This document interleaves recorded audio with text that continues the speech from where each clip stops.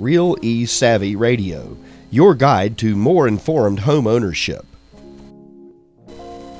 Today, Christopher Cox is joined by Dee Dee Adams, councilwoman in the city of Winston-Salem, North Carolina. She is also Community Development, Housing, and General Government Committee Chair. Later, Christopher is joined by deputies from the Forsyth County Sheriff's Office to talk about the tax sale. Let's get started. Real E-Savvy is brought to you by Exit Realty of the Carolinas, the Greensboro Law Center, and State Farm agent Emma Allen. What if you really could have it all? At Exit Realty, We believe in making dreams come true. We believe The home you want is right there. is right there. And we'll help you find it. Thoroughly trained, passionately committed and always on your side. You can count on us. every step of the way. And you thought we just sold real estate? We are Exit Realty. Think smart. Think Exit. This is Drew Brown, an attorney at the Greensboro Law Center. We represent over 1,000 North Carolinians who have gone to Virginia and South Carolina and taken out high-interest car title loans. We contend that these loans are illegal if given to North Carolina residents. They violate our usury statutes, and really the people of North Carolina are the victims. We've had success working some of the cases out, and if you hire us, you can do so on a contingency fee, which means you don't only have to pay us out of the money we get back for you. Give us a call, 336-478-6000. That's 478-6000, the Greensboro Law Center. Thank you. Welcome to Real E-Savvy. Today I have a great guest. Everybody knows Dee Dee Adams, City Council. Hi, everybody. City Councilwoman here in Winston that's really been in front of everybody during the last election cycle. And I've asked you here today in your new role as the committee chair, and I'll remember the community development part so you can say the rest. Housing and General Government. Okay, so that you're now the chairperson. I'm the chair of Community Development, Housing, and General Government. I was vice chair before Representative Montgomery left, or past Councilmember Montgomery. He was the chair, and that's I ascended to the chair position. Okay, so in that role with that committee for the city of Winston-Salem, what is your main objectives and what do you handle with that committee? That committee is, I would consider, one of the largest committees of the city outside of the finance committee. Community development, anything got to do with the grants and the resources that come from Washington, the federal level and the state level and the county level, that helps with business development, infrastructure development in the communities or the city of Winston-Salem. Anything like parks, recs, all of that has to come through the General Government Committee. Ordinances, planning, zoning changes, economic development, housing, affordable housing partnerships that we put together with public-private partnerships. General Government basically is a large committee that a lot of things go under that one umbrella for the city of Winston-Salem. So, under that large umbrella, what are your personal priorities now that you've assumed chair of the committee? Affordable housing. Okay. Of course, economic development for the urban core, which I always call the urban core, the African American communities, or the communities where the, yes, Latino, Hispanics, African Americans, and poor whites live. Those areas are the blighted areas of the city that have gone for so long without the injection of economic stability that the other 4 wards, we have 8 wards, the other 4 wards of the city, and the other 4 wards fall on that divider line of the 5240 cut. Okay. Affordable housing, we need to build at least 14,000 to 15,000 units very quickly over the next 5 to 10 years. We are suffering like other cities in the country. We have not kept up with the affordable housing bills for working class people, people whose income is less than 80%, 60%, 70% of median. Everybody deserves a decent place to live, an affordable place to live. You know, it creates community, and that's my big thing. Yeah, I had Larry Woods on the previous show from the Housing Authority of Winston-Salem, and he talked about that there was a need for even Section 8. Correct. All kinds of housing. When people hear affordable housing, they automatically think of public housing. Well, that's not it. Affordable housing takes the shape of many things, such as Section 8, such as other type vouchers, such as workforce housing. The housing in an affordable price range. An affordable price range that people that make $20,000, $15,000 a year. Think of that. They need to have somewhere to live, that they need to be able to pay 25% or 30% of their income to live there. Right, so if the banks come up with the CRA lending products to loan people money to buy the houses and the inventory doesn't exist. Correct, and that's another whole subject together, the Community Reinvestment Act. We need, right now where we are in this country and even in the city, we need other people to step up, other partnerships to step up, other initiatives in order to make this happen. And I'm not talking about let's get this done 2 or 3 years down the road.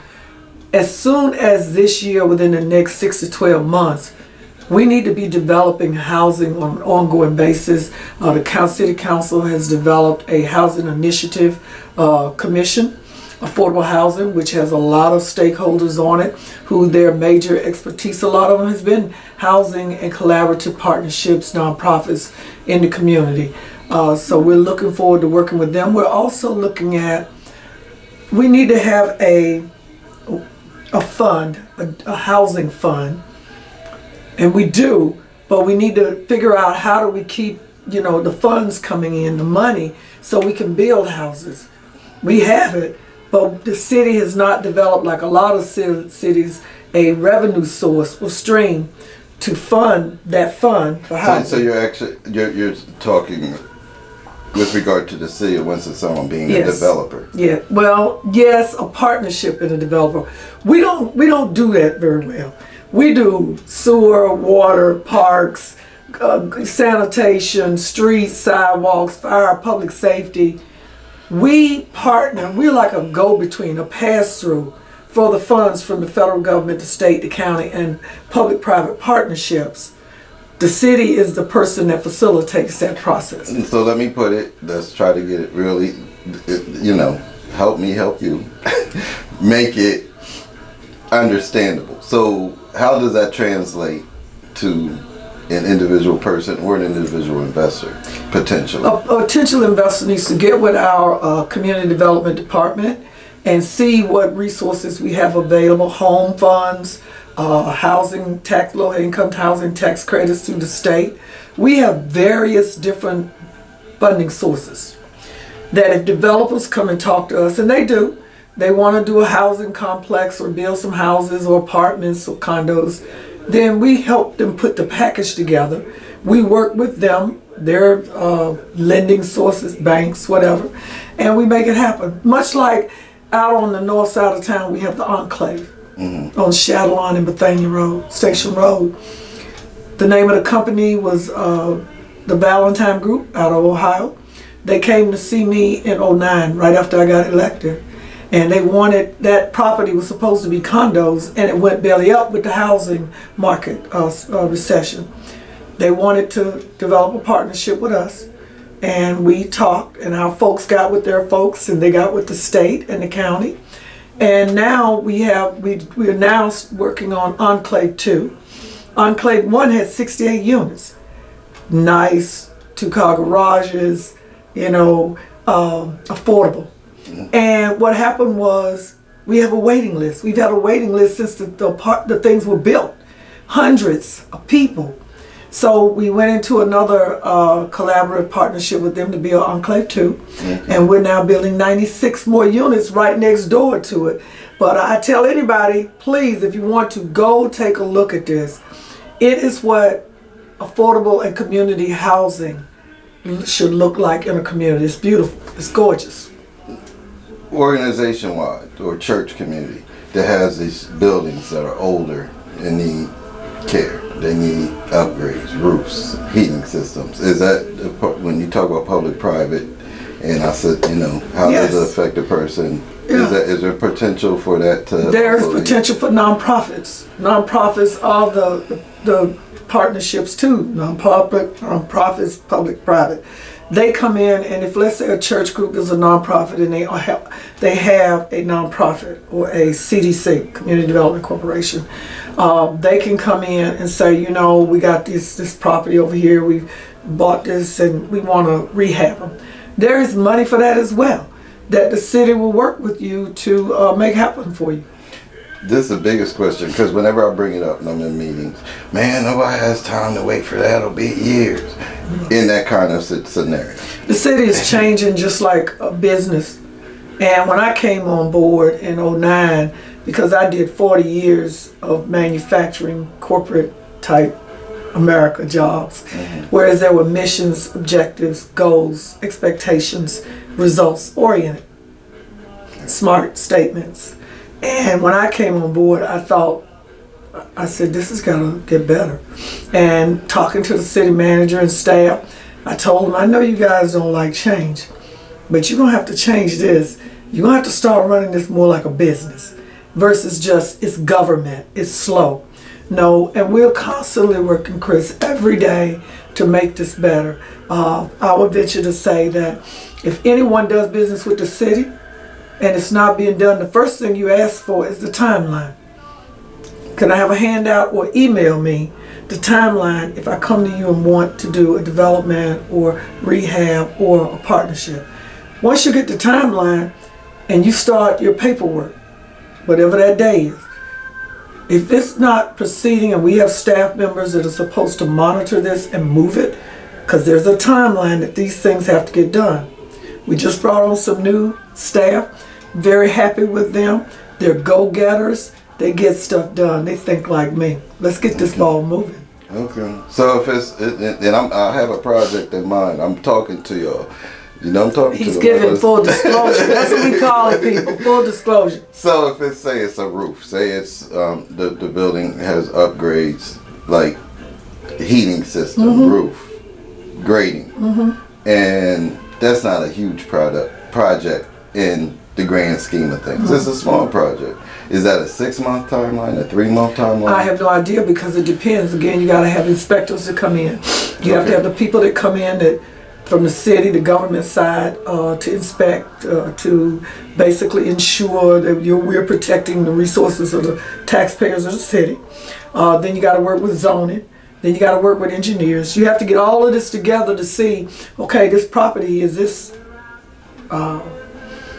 safe ground you're building on and getting ready to disturb? Right. You can't just environmental studies. Environmental studies. You can't just come in now and turn over soil and put something anymore. The world doesn't work like that anymore. But depending on the size of your project or the scope of work that you're trying to do, we will move this as fast as you can. But you always should get out of jail card. Is you call your city council member or a city council member, and you tell us what seems to be going on. And I've been working with you all for 6 months, and I was under the impression, for example, they told me this is a 3-month deal. They haven't told me that there were any issues, and I don't understand why it's taking so long. That's where you exercise your right to call a city council member. Okay. And we get the ball rolling. And then we go investigate. Okay. I'll get past that. But I don't know if I'm necessarily getting past it. Last week we were at a brunch together, and they had the conversation about the opportunity zones. Has that hit the ground in Winston-Salem yet? No, the opportunity zones has not hit the ground anywhere in the United States. As you know, that was part of the present executive person in the White House, President Trump. That was part of that $1 trillion tax package that he passed. This was seen as a way of helping again blighted and economically deprived communities that have suffered and are still suffering, to do an injection of cash and resources. Can't do anything without resources. Everybody knows that. Money. So the government, the federal government, has not even written the rules. Okay. I thought it was happening now.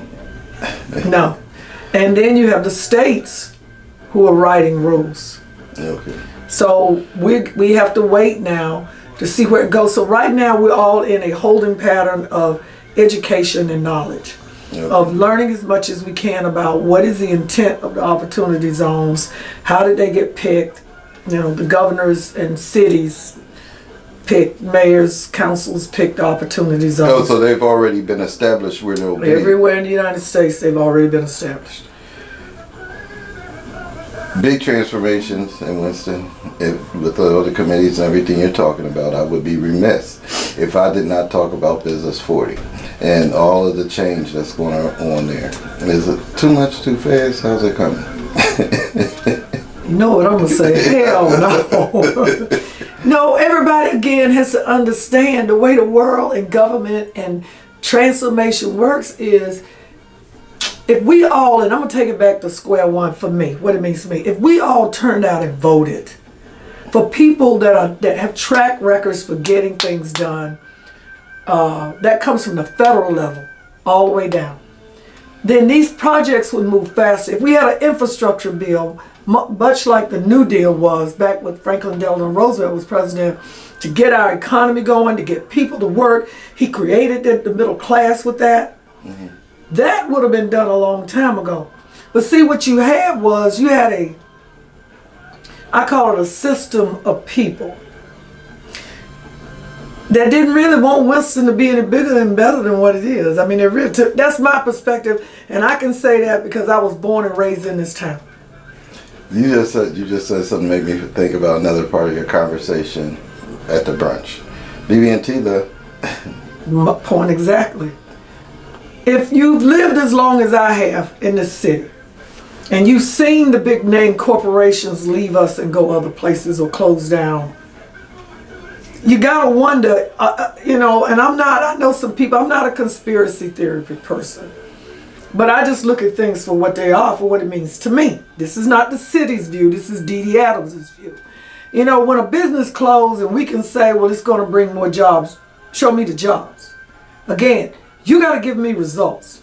You can't talk the talk that BB&T closed, Wells Fargo left us, Wachovia, Piedmont Airlines, U.S. Air, you know, Western Electric, all this stuff, Reynolds, and I'm supposed to think that it's okay. I say all hands on deck. I still believe that this state, and everybody now wants to talk about it, but they're still not moving fast enough. We don't do a very good job of training people to be ready for work ready, for the jobs that are coming at us, not the jobs that are now, for the jobs that's 5, 10 years, 20 years down the road. We have not gotten people in our city ready for these technology jobs, even in micro manufacturing, even in, you know, ecosystem type jobs, sustainable jobs. and they're here because they're building a whole portion of the city dedicated to it. I know. And when you mentioned Business 40, I was one of the proponents that supported the 2-year shutdown. I drove to my job in Kernersville, John's Controls, for 5 years or more on 40 when the bridge had to be raised over Salem Lake. 1 lane in each direction. 1 lane every day, 5 years. And I said to myself then, if I have, this is before I ran for office, if I ever have a chance to give input on when this should be done, help people to understand and get it done quicker, take the hit, bite the bullet. 2 years is not going to make or break us. We're ahead of schedule, they say. If the weather just acts right, and that's a whole nother story, global warming and climate change, we're going to be finished with this deal and it'll be okay. It's got to be done. It should have been done years ago. It's much like our rails, transportation. How did we, the leaders in this community, back in the 60s and 70s, allow our train route and the rails to be removed from Winston-Salem? I rode the train this past weekend to D.C. for the Democratic National Committee thing I belong to for North Carolina. Every small city in North Carolina has trains that run and take you somewhere but Winston-Salem. There is nowhere in North Carolina, a city this size, Burlington, High Point, Greensboro, Charlotte, Durham, Raleigh, Rocky Mount, Salisbury, you name it. they have a train rail that comes through to pick up people and take them to New Orleans, Florida. Have been coming from Pennsylvania. It does seem a little odd because we have the Amtrak. An infrastructure bill would do this and help us to get these projects done much, much faster. But the one thing that I would tell people that, you know, I'm always asking, and I'm going to D.C. for the city of Winston-Salem in a couple of weeks, with the municipal elected council members go to Washington to lobby and discuss our concerns. Our federal advocates that y'all call lobbyists, we call them federal advocates now, they will tell you that I'm always talking about our transportation situation here in Winston-Salem. We are cut off from the rail system that they're going to put in from Raleigh to Charlotte. It's going to pass us by. How did this all happen like this? And how come it's still happening?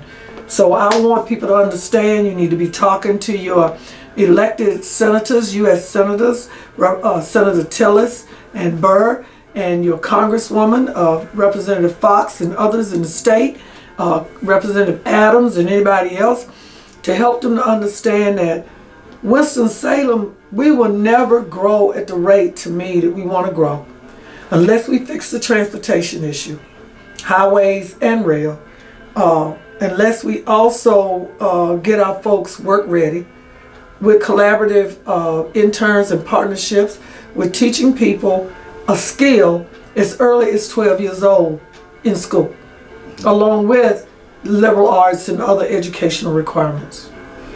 Well, I appreciate your time. Thank you for making my audience real East Side. Thank you. Thank you. Thank you for letting me be here. And all I can tell people too is get engaged, y'all. You know, we're not perfect. We don't profess to know how to do everything. And I know, you know, sometimes, you know, you all think that, well, they're not doing their job. Well, come get engaged with these meetings. Send us an email. Go to the city's website, City of Winston-Salem.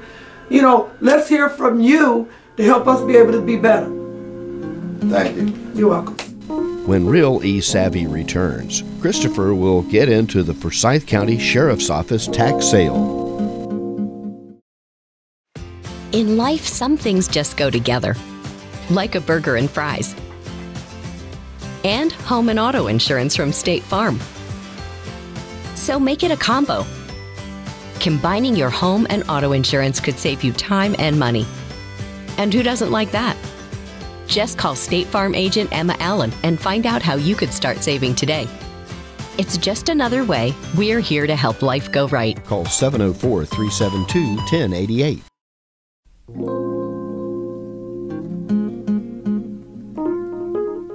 Hopefully today I have a show that everybody wanted to see. Everybody always talks about the sheriff's sale. Anytime you talk about real estate, somebody has an inkling of an idea about investing in real estate, they talk about, how do I get involved with sheriff's sales? And really, I don't know. Kind of, sort of, but not the intimate details. So today I asked the Forsyth, I see, I almost slipped, Forsyth County, I live in Story County, Forsyth County Sheriff's Department to come in. These guys have been there forever, to tell me and tell you, to help make you real E-savvy about the process of going through the sheriff's sale process. Today, Officer Burcham and Bethay are here to help. So if you guys want to introduce yourself, you told me about how long you've been here, but you can tell the audience too. And you have to look at the, you know. Yeah. I've been at the Forsyth County Sheriff's Office about 12 years. I've been through several different divisions, SRO division, patrol, community policing, civil, and then came back to the civil in the evictions and executions section. And I'm Sergeant Bethay. I've been in the Sheriff's Office for 24 years. Started in the detention center, and now I'm in the judicial civil section. So is there like two different aspects of that sheriff's sale process that you got, or you just work hand in hand? We work hand in hand, yes.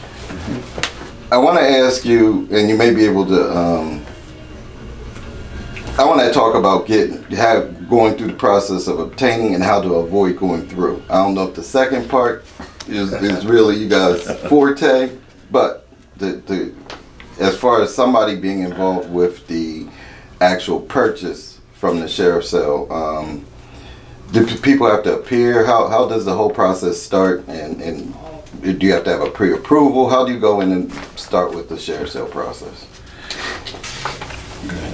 And when I say pre-approval, I mean on a mortgage or, you know, with that cash in hand, how does it? Well, the sheriff's sale consists of a superior district or magistrate court orders coming from the courts saying that a creditor owed certain business, medical bills, credit cards. And that's where the sheriff's sale starts, from the courts. And it comes down through the civil judicial service section. Okay, so when you say credit card, I don't want to scare anybody. That would have to go through a pretty extensive process. Yes, right? The process. For it to be a credit card that would become a lienable item, wouldn't it? Yes. Okay. Yeah, well, they're usually high debts that have, you know, the credit card company has exhausted all their leads and collecting that judgment, and then they take it to the court, and the court issues the judgment against the which initiated, because you guys are real technical on that part, with a lawsuit. The credit card, the credit card company would have had to sue the consumer. Yes. But it's more. There's a difference between the tax and the judicial or the civil side. Am I correct? Is it like there could be a tax sale and a property lien sale?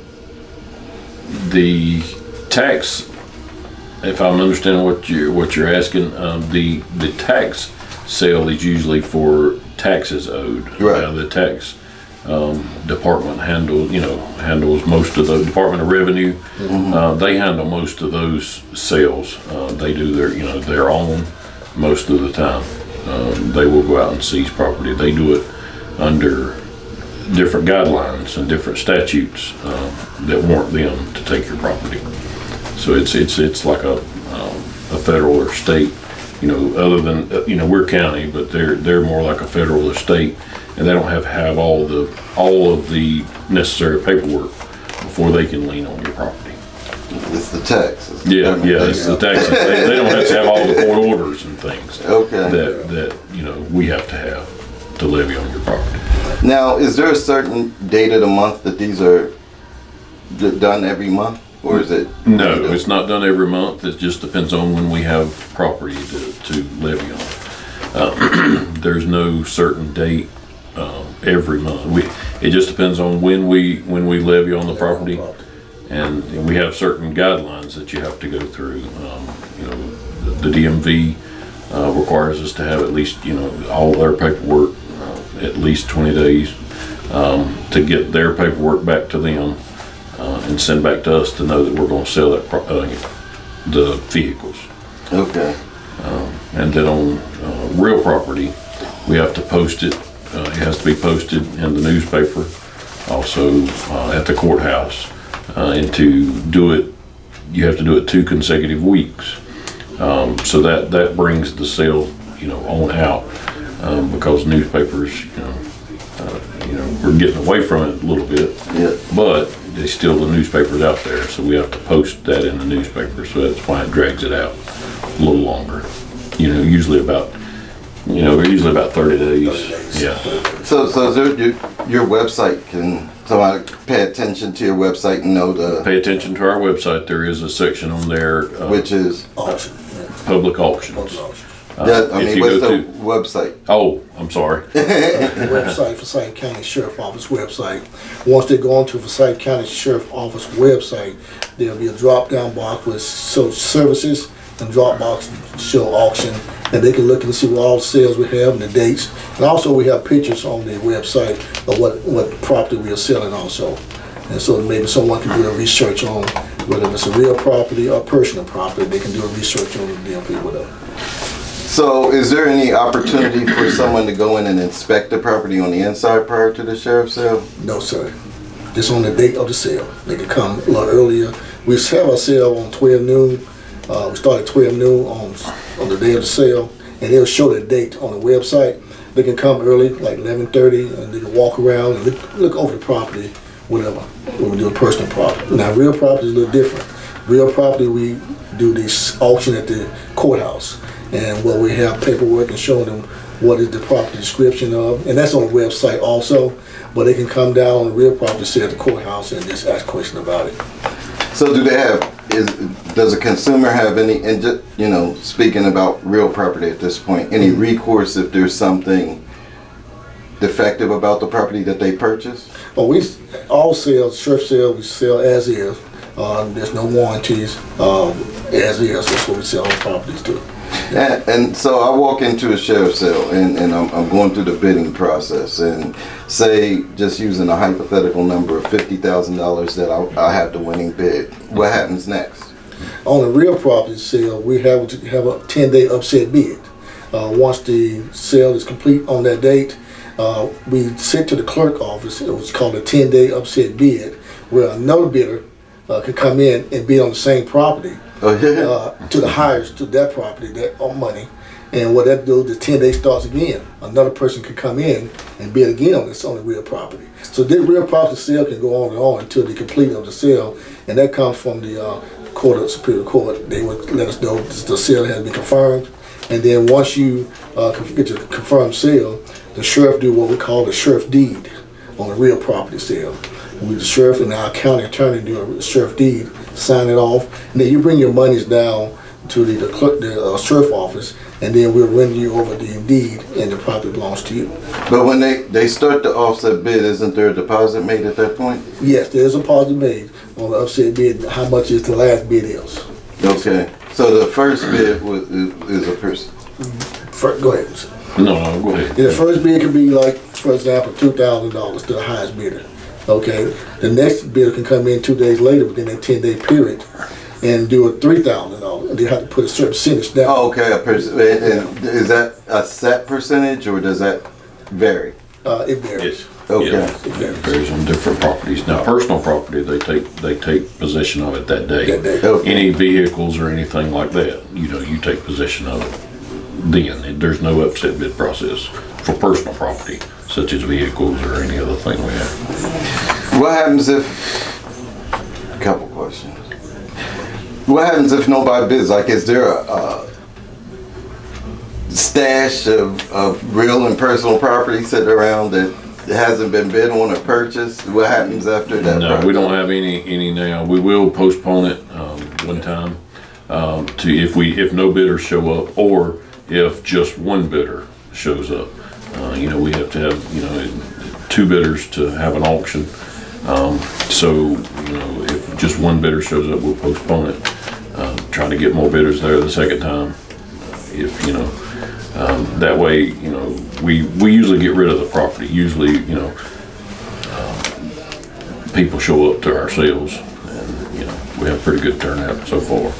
Now, the second question that popped in my mind was, I heard a rumor that once you go through the initial bidding process on the real property, and there's a 10-day period, you actually have a legal, in the state of North Carolina, ownership stake where you could actually start the process of selling that property in your name. Is that accurate? Like, you could put that house on the market because you have an equitable piece into after the 10-day upset bid. While it's in the upset bid, you don't have actual a deed to that property. After the upset bid is of course, because if you win the bid today and then you put it on for sale tomorrow, it's technically not your property, because you don't know. Somebody could come in on the 9th day or 10th day before the time limit and put an upset bid on it. So then there again, it just depends on how the consumer wants to, how the person bidding on it wants to take that chance. If they know they're going to bid, whatever that last upset bid is, then if they're willing to spend whatever kind of money they want, then yeah, you could probably do that. But it's really technically not yours until you get the sheriff's deed. And excuse me if you already answered this. How long does that take to get that sheriff's sale deed after you have that? After the last sale, the courts, Superior Court, have to do a confirm. Normally, it takes probably in less than about 10 days. Okay. Because we have to do a county search, and the sheriff has to sign off, and all our county attorney has to look it over too before we do the final deed. So when somebody buys it through your process, that title search, everything, yes. They have they don't know whether the house has plumbing, heating, or electric, but they know they have a clear title. Right. You do your research on any property that we have, real or personal property. The buyer needs to do their research before they bid on it at auction, because like he said before, it's as is, no warranties or anything else. If the vehicle, we can probably tell you when we get like a vehicle or something that the vehicle does run, but we don't know what other kind of mechanical problems or anything like that. You're just buying it to, buyer beware, but do your research. Okay. In the age of technology, has the sheriff's sale process moved to a point where somebody can go online and bid for the property? No, sir. Personal or real? We still have, even though the age of technology is caught up, we still don't have it online. They have to be present at the sheriff's sale, wherever we hold the auction at. Real property is sold at the courthouse, and personal property, such as vehicles or other things like that, are held at a specific location, usually our impound lot, where we have, but just look on our website, fcso.us, and it will tell you exactly where the sale is located. Would you say that website one more time? fcso.us. Thank you. Yes. Acceptable forms of payment. Okay, I come. Yes, we accept cash. We also accept certified checks, money orders. So, at the end of this process, I'm a consumer. I went to the bank to put. I don't have cash, and we've gone through the upset bid. Was like at the end. Can I come with a mortgage approval? And would you guys wait out? Is there a process that it can be delayed while I go through the process of having my mortgage closed? No, sir. No, sir. No, sir. It can't. We accept at the end of the 10-day process of the upset bids. Once you are the winning bidder, you have to pay that loan in full. So you do, like I said, do your research, get your money in order before bidding on the sheriff's sale. Yes, it can't be that time. Cash rules everything. Yes. Okay. It does. All right. Well, again, thank you, Officer Bethea. Yes, sir. And thank you, Officer Bertram. Thank you for helping come in and making my audience real e-savvy. What if you really could have it all? At Exit Realty, we believe in making dreams come true.